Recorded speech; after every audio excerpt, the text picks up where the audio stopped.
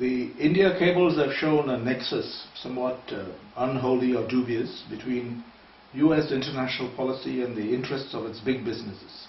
For example, the Dow Chemical Company, or Boeing, or nuclear reactor suppliers. This nexus seems to be very evident in India as well. Do you think the publication of these cables will make a difference? Or is it something we have to live with? This nexus between powerful government policy and the interests of big business, where in controversial areas, not all business is bad, obviously. Yeah.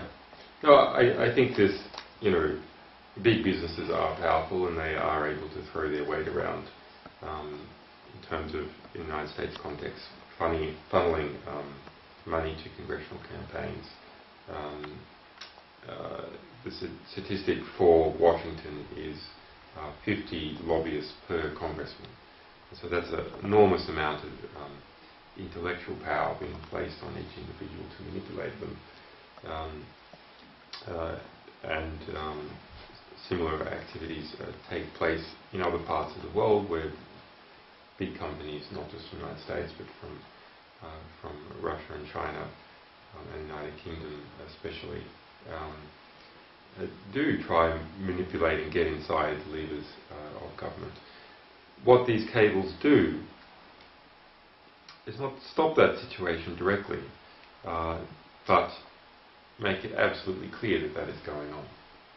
And one way to look at them is if we put them all in book form, there would be 3,000 volumes. At this end, 1966, and at this end, 2010.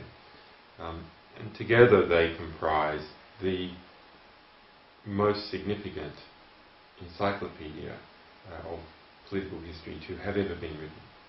And it is recent political history.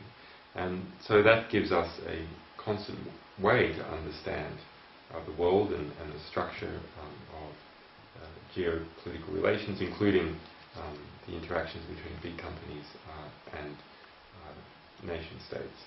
And that understanding, I see, is feeding in a more general way, not just news stories. Now it is the case that the cables are cited as historical documents, as facts of history, even though it's very recent history, and that is moving into academic papers and is moving into position papers by political parties and so on.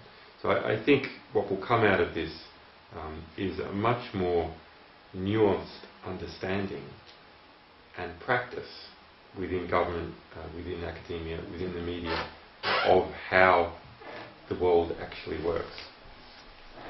And as a result of that, we can get good and just policy. Not all the times, but much more frequently than we have been able to do previously.